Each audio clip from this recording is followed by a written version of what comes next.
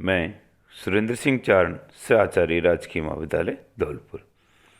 आज हम देखेंगे मांग का नियम। देखिए, मांग का नियम जो एक सामान्य सी बात है कि किसी वस्तु की कीमत अगर घटती है तो हम उसकी मात्रा ज़्यादा खरीदते हैं, और किसी वस्तु की कीमत बढ़ती है तो उसकी मात्रा कम खरीदते हैं। लेकिन इसके साथ जोड़ना क्या है, हमें अन्य बातें स्थिर रहे। तो हम ये कह सकते हैं कि अन्य बातें स्थिर रहने पर यदि किसी वस्तु की कीमत घटती है तो उस वस्तु की मांग की मात्रा में वृद्धि होगी, और यदि किसी वस्तु की कीमत बढ़ती है तो उसकी मांग की मात्रा में कमी होगी। इसे मांग का नियम कहते हैं। तो यहाँ जो अन्य बातें हैं कि मांग के नियम की मान्यताएं कहें या अन्य बातें समान रहे, कि उपभोक्ता की रुचि स्थिर रहे, कि उपभोक्ता की रुचि में किसी प्रकार का परिवर्तन नहीं हो, उसकी रुचि बदलनी नहीं चाहिए। उपभोक्ता की आय स्थिर रहनी चाहिए, कि उपभोक्ता के पास जिस समय वस्तु की मांग करता है तो उस समय उसकी आय को स्थिर माना जाता है, कि स्थिर रहे, किसी प्रकार का परिवर्तन नहीं हो। वस्तुओं की कीमतें स्थिर रहनी चाहिए, कि उपभोक्ता जिन वस्तुओं का उपभोग कर रहा है और उससे संबंधित जो वस्तु है हमारे पास, या वस्तु की जो कीमत है वो क्या होनी चाहिए, स्थिर होनी चाहिए, कि संबंधित वस्तु की कीमत में भी किसी प्रकार का परिवर्तन नहीं होना चाहिए। जब इसकी वस्तु की कीमत में परिवर्तन का प्रभाव हम देख पाएंगे। भविष्य में वस्तु की कीमत में परिवर्तन ना हो, ये संभावना ना हो कि भविष्य में ये वस्तुएं महंगी हो सकती है या सस्ती हो सकती है। जैसे हम आज किसी वस्तु को लेने जाते हैं, उससे कहा कि ये वस्तु क्या भाव दिया, कि 50 रुपये किलो, कि बहुत महंगी दे रहे हो, कि 2 दिन बाद सस्ती हो जाएगी। तो अगर हमें संभावना है ये सस्ती होगी तो आज वो महंगी होने के बावजूद भी हम ज़्यादा मात्रा उसकी खरीदेंगे। और अगर वो कहता है कि ये महंगी क्या, भी तो आज 50 है, 2 दिन बाद देखना है 80 रुपये किलो होगी, तो ऐसी स्थिति में महंगी की संभावना होगी, तो हम महंगे होते हुए भी उसे ज़्यादा मात्रा खरीदते हैं। तो ये है कि मांग के नियम के लिए ज़रूरी है कि यहाँ भविष्य में वस्तु की कीमत में परिवर्तन ना हो, रीति रिवाज में परिवर्तन ना हो। अगर रीति रिवाज में परिवर्तन हो जाए, कोई वस्तु जरूरी है कि लेना या किसी रीति रिवाज के अनुसार, तो कुछ सी कीमतों का प्रभाव खत्म हो जाता है। तो ऐसी स्थिति में रीति रिवाज में परिवर्तन ना हो, वस्तु सामान्य प्रकृति की हो। देखिए, जिस मांग के नियम के लिए हम जो बात करते हैं वह मांग का नियम सामान्य वस्तु की प्रकृति के लिए लागू होता है। मांग के नियम की व्याख्या, x is equal to function of P X, P Y, Y और टी। या पी एक्स एक्स वस्तु की कीमत है, पी वाई जो संबंधित वस्तु है, वाई वस्तु उसकी कीमत है, टी उपभोक्ता की रुचि, और वाई है उपभोक्ता की आय। यदि हम यहाँ पर पी आर जिसे दे रखा संबंधित वस्तु की कीमत, वाई और टी यानी उपभोक्ता की आय और रुचि, इनको स्थिर मान लिया जाए, तो ऐसी स्थिति में x is equal to function of P X. X वस्तु की मांग की मात्रा पी एक्स वस्तु की कीमत पर निर्भर करेगी। यदि x वस्तु की कीमत बढ़ती है तो x वस्तु की मांग की मात्रा घटेगी, और यदि x वस्तु की कीमत घटती है तो x वस्तु की मांग की मात्रा बढ़ेगी। अतः x वस्तु की कीमत बढ़ने पर x वस्तु की मांग की मात्रा व x वस्तु की कीमत के घटने पर x वस्तु की मांग की मात्रा बढ़ती है। पर इसमें क्या चीज़ जरूरी है, कि अन्य बातें स्थिर रहे। अब है मांग तालिका, मांग वक्र। देखिए, तालिका है, जैसे हम किसी मांग वक्र में जो संभावित जो कीमतें है और जिस पर जो मांग की मात्रा है, तो उसको तालिका के रूप में दर्शा सकते हैं हम। तालिका है मांग तालिका, जो कीमत और मांग की मात्रा के बीच संबंध को व्यक्त कर रही है। यहाँ कीमत अगर 5 रुपये है तो मांग की मात्रा 10 इकाई होगी। यदि कीमत घटकर 4 रुपये तो मांग की मात्रा बढ़कर 15 इकाई हो जाती है। कीमत घटकर 3 रुपये रह जाती है तो मांग की मात्रा बढ़कर 20 इकाई हो जाती है। और कीमत घटकर अगर 2 रुपये रह जाती है तो मांग की मात्रा बढ़कर 25 इकाई हो जाती है। तो यहाँ कीमत और मांग की मात्रा के बीच में विपरीत संबंध पाया जाता है। अब है मांग वक्र। देखिए मांग वक्र हम इस तरीके से ड्राइव कर सकते हैं कि एक लाइन ली और ये डिमांड वक्र हो गया हमारा।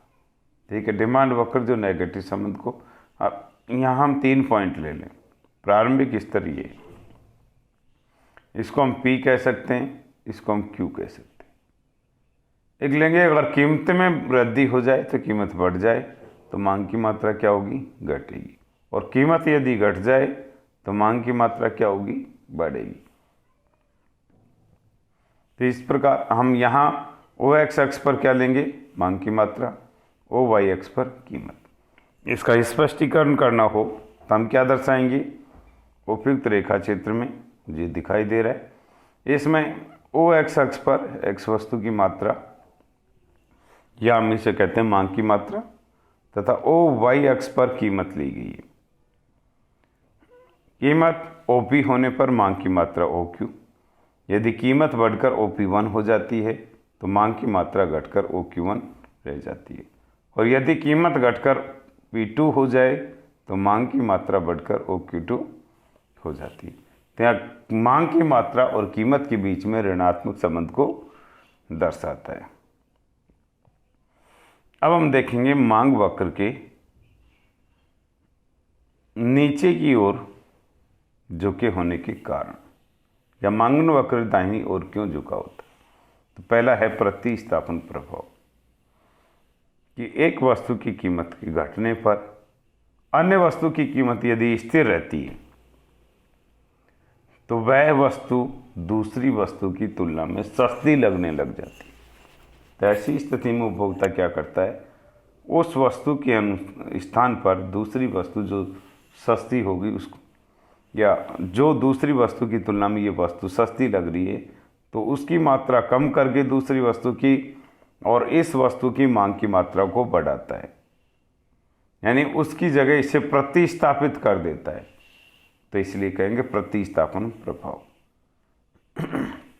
फिर आय प्रभाव, यानी किसी वस्तु की कीमत घटती है तो उपभोक्ता की वास्तविक आय बढ़ जाती है। जैसे कोई वस्तु हम 25 रुपये किलो ले रहे हैं, 4 किलो खरीदे, कितने की होगी, 100 रुपये की होगी। यदि वो कीमत घट करके 20 रुपये हो जाए तो 4 किलो कितने में खरीदेंगे, 80 रुपये में। तो 20 रुपये हमारी वास्तविक आय बढ़ गई। तो उस बढ़ी हुई वास्तविक आय को उपभोक्ता उसी वस्तु पर खर्च करता है।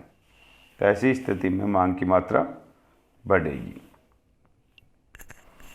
कम कीमत पर नए क्रेता, देखिए अगला पॉइंट, कम कीमत पर। कुछ उपभोक्ताओं को पहले जो वस्तु थी 25 रुपये किलो थी, कुछ उपभोक्ताओं को महंगी लग रही थी। अब ऐसी स्थिति में 20 रुपये किलो हो जाती है। तो ऐसी स्थिति में वो सस्ती लगने लगती है कुछ उपभोक्ताओं को। कुछ उपभोक्ता की जिनका आय के स्तर में दायरे में आ जाती है, तो ऐसी स्थिति में नए क्रेता जुड़ते हैं। तो कम कीमत पर नए उपभोक्ता या नए क्रेता जुड़ते हैं। इसमें अगला है घटती हुई सीमांत उपयोगिता का नियम, या उपभोक्ता अपनी संतुष्टि स्तर को बनाए रखने के लिए। देखिए उपभोक्ता का जो संतुलन स्तर है वो क्या होता है, MUX/PX is equal to MUY/PY। तो यहाँ क्या कहेंगे हम, X वस्तु की सीमांत उपयोगिता में X वस्तु की कीमत से भाग दें, जो बराबर हो Y वस्तु की सीमांत उपयोगिता में Y वस्तु की कीमत का भाग देता। अगर इस X वस्तु की कीमत गिर जाती है तो ऐसी स्थिति में ये हमारे पास जो संतुलन स्तर है MUX/PX, ये ग्रेटर देन किससे हो जाता है, MUY/PY। और संतुलन स्तर क्या हो जाता है, यहाँ पर परिवर्तित हो जाता है। हम यहाँ क्या करेंगे, इसमें जब संतुलन स्तर परिवर्तित हो जाता है तो ऐसी स्थिति में ये किसके कारण हुआ, X वस्तु की कीमत के घटने के कारण। अब ऐसी स्थिति में क्या करेंगे, हम X वस्तु की मांग की मात्रा को बढ़ाएंगे, जिससे क्या होगा, MUX घटेगी। जब X वस्तु की मांग की मात्रा में वृद्धि करते हैं हम, तो MUX यानी X वस्तु की सीमांत उपयोगिता घटेगी।